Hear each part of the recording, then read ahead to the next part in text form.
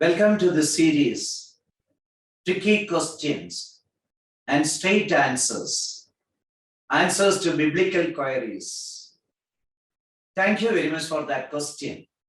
For the sake of clarity, I'll use a presentation so that it will be clearer. The question is faith in God blind?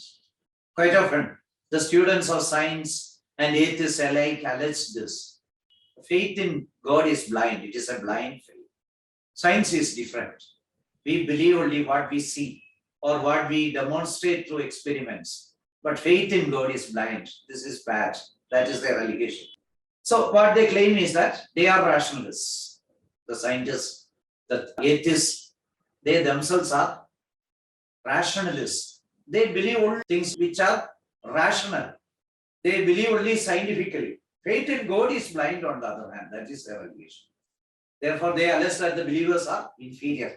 When some people say that the believers are unintelligent, they also say that a majority of scientists are atheists. They claim that therefore atheism is correct. Intelligent people are all atheists. That is another claim. Believers are less intelligent. That is another provocative allegation. Are they true?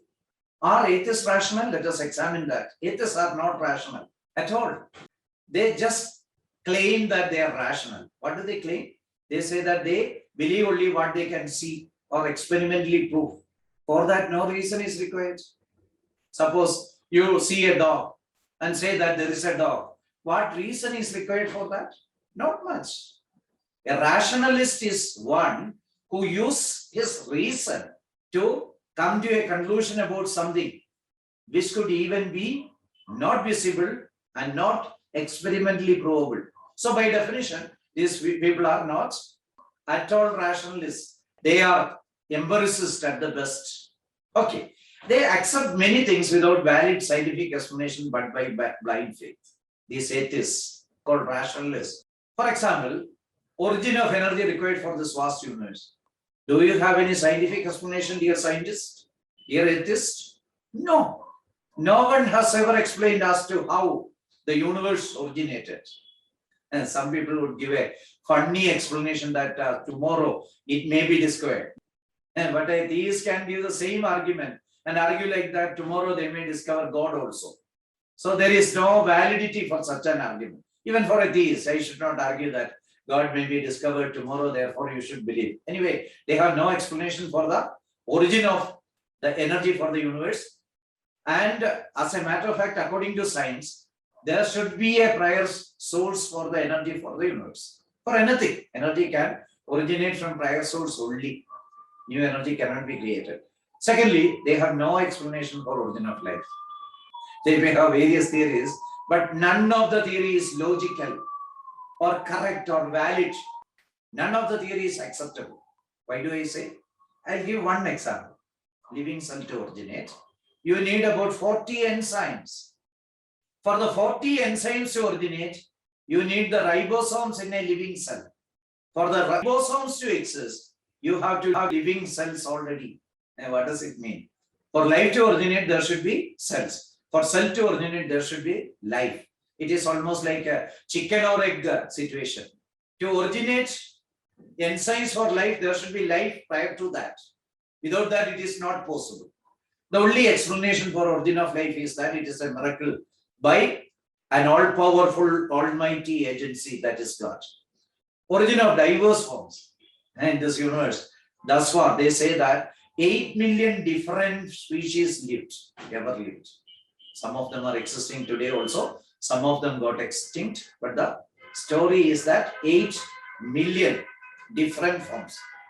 In Indian counting system, 80 lakhs. Oh, huge number. It is not total number of animals or plants. It is different varieties, different species. Do they have any explanation? No. You know the challenge. I will give one example. See, suppose, we accept their theory that once upon a time, 13.7 billion years back, there was no life. Then Big Bang happened and energy was there. From energy, then gradually things happened. According to their own theory, life originated roughly 4.5 billion years back only. That is 450 crores according to Indian reckoning.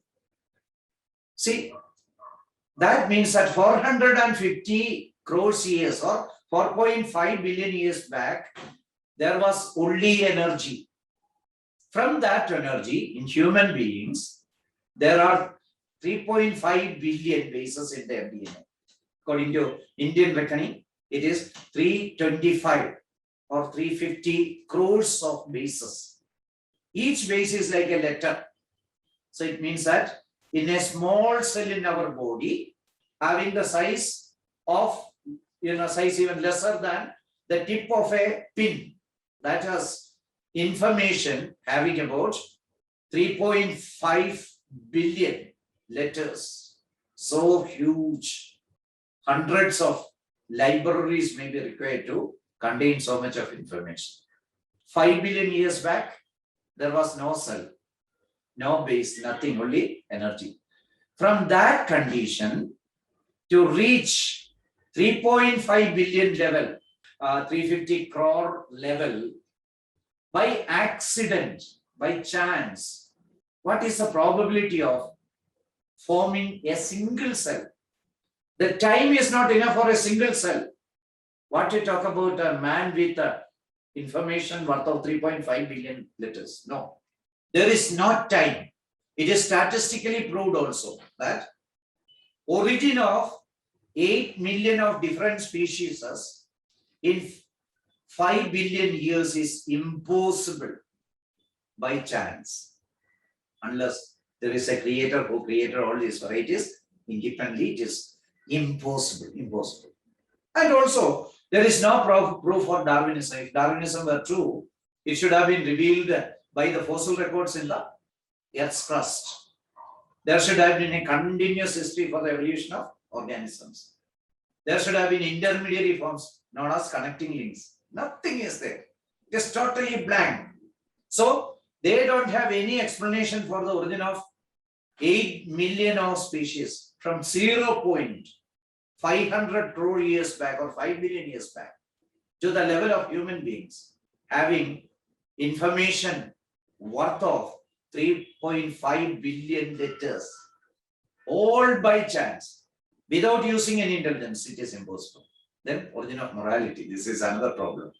Morality is there all over the world. For example, ravishing a woman is considered to be immoral. Not helping somebody in need is supposed to be immoral. Or abusing a child is supposed to be immoral. Killing somebody, immoral, especially without cause. It is considered by every society as immoral. So there are moral courts all through the world. There should be a moral lawgiver if there should be a law. For example, India has different laws. Those laws are there because a lawgiver is there. Who is that lawgiver? Government. Without a lawgiver, a universal law will not come into force. Therefore, there is a lawgiver definitely. If that be so, who is the lawgiver for the moral law, which is found all through the world? And there is a second reason also. They say that by evolution only, moral laws also got ingrained to human beings. It is also not true. Because morality and evolution are opposites. The motto of evolution is survival of the fittest. The better ones will be allowed to survive, the weaker ones will be eliminated. So, how come a system which is disadvantageous for the survival of a particular individual, that is, morality is always disadvantageous. I have money, I am giving to somebody. I have the option to steal and live, but because of morality, I don't steal. So morality is an impediment, is a problem for survival. So how come evolution chose animals or organisms who had moral principles in them when morality was disadvantageous? As a principle, evolution can select only animals, organisms, which have advantages, not disadvantages. Morality is a disadvantage for survival. How come evolution select morality? No, it is not possible. Evolution cannot account for origin of morality. Even theories in science are not fully rational. Another reason. And we may think that theories in science are all rational. They are formed by inductive reasoning after studying limited samples.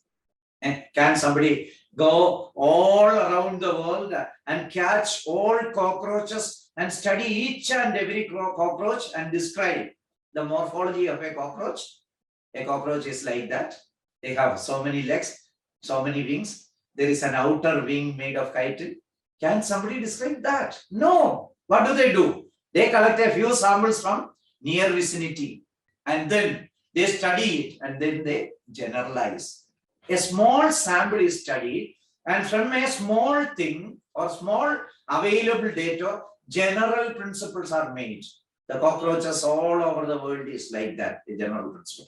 From particular to general, from small to big, that is the procedure of science. This is known as inductive logic. Many theories are disproved daily because of this limitation. Somebody may find out that the earlier finding was wrong, then it is corrected. Even Einstein's theories are being disproved. A scientist has to believe many things to trust even his experiment results, the experiment in the lab, to prove that oxygen is produced when potassium chlorate and manganese dioxide. I am heating it upon a burner, then a gas comes out. I will show just a burning thing into that, then it will flare up, then I conclude that it is oxygen. But is it foolproof reasoning? It is not. For example, the label of the vessel from which I take the potassium chlorate may be wrong, or manganese dioxide may be wrong. Then how can I say that only oxygen will enhance the flaring up of a flame? Is there some other gas which is yet to be discovered which also has the same quality? No, I do not know. So even scientific experiments wouldn't prove a thing beyond 100% doubts. Even when they accept scientific facts, they cannot claim that they are absolute. Are majority decisions always correct? They allege that many scientists believe this, therefore it is true. The argument that majority decisions are right is a logical fallacy known as consent of nation. It is a fallacy. It is an erroneous statement. When somebody hears it, he or she may feel that it is a truth statement. It is not. It is a fallacy. Why? Truth is truth because it conforms to reality. How many people accept it is not a material fact at all? If I am the only person who is saying truth also, truth is truth. If others are all saying lies. So how many people is not important. If majority of people drink or smoke also, smoking is bad. There are moral reasons for every decision. I smoke because I want to ignore the after effects and enjoy the pleasure. Pleasure seeking, for example, or status. Smoking in the front of a group is a status sign for at least beginners. Okay, so there are moral reasons. So my smoking doesn't prove that smoking is good for health. Majority of scientists believe in atheism. That statement is also wrong. Majority of scientists are theists. There is no doubt. But even if majority believes, it has no sanctity. Faith or no faith is not the result of being intelligent or non-intelligent. They were saying that the believers are non-intelligent. No. Even very intelligent people believe. Quite non-intelligent people don't believe. Faith is the ability to accept something based on evidences. Faith is evidential. Evidences could be physical or metaphysical. What I can see, what I can experiment, that is physical. Metaphysical is unseen. Normal people have difference in accepting evidences. Even very intelligent people also differ in that. Some have a tendency to believe. Some have a tendency to not believe. Likewise, less intelligent people also.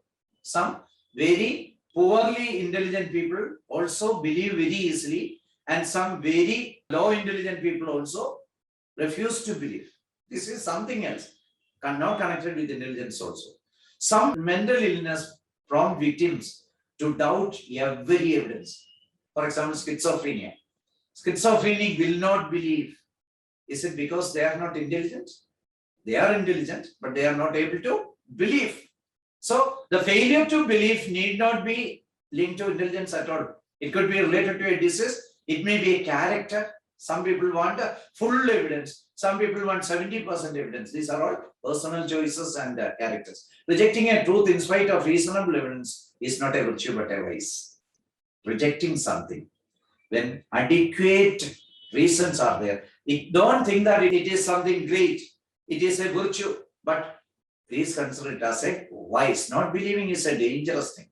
Somebody who doesn't believe his wife or husband, oh, dangerous person.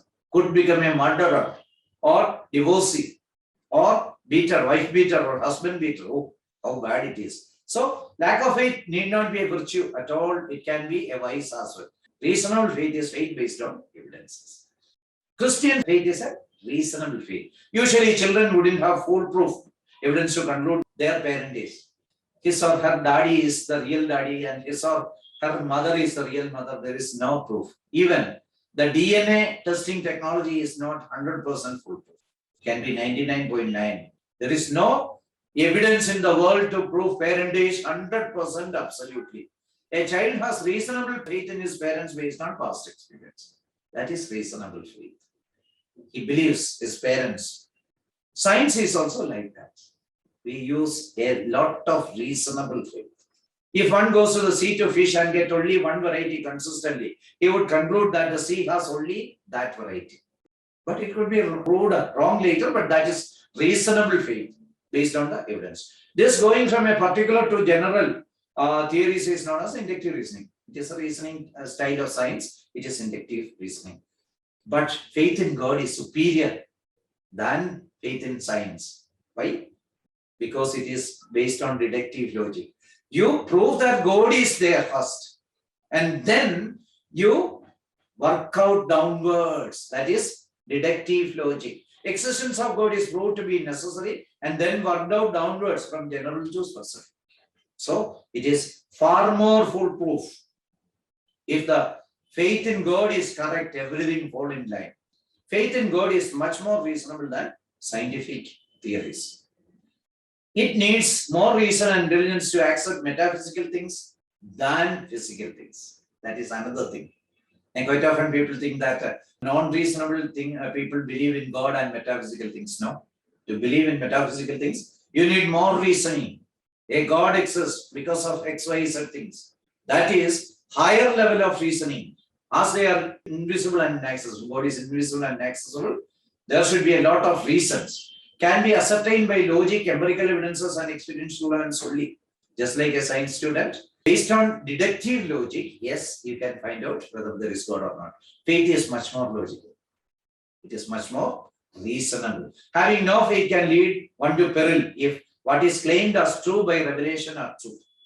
Suppose one refused to believe the revelationary truth, he may land up in trouble. Having no faith can lead one to peril if the revelationary truth is correct.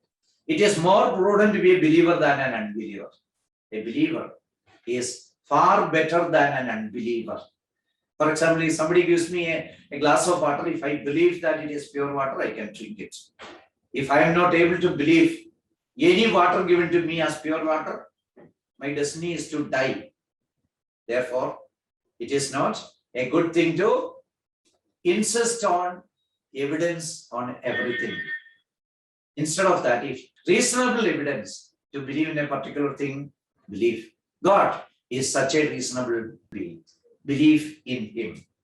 That is a dignified thing. Not believing can be a sign of even mental disease. Thank you for patient hearing.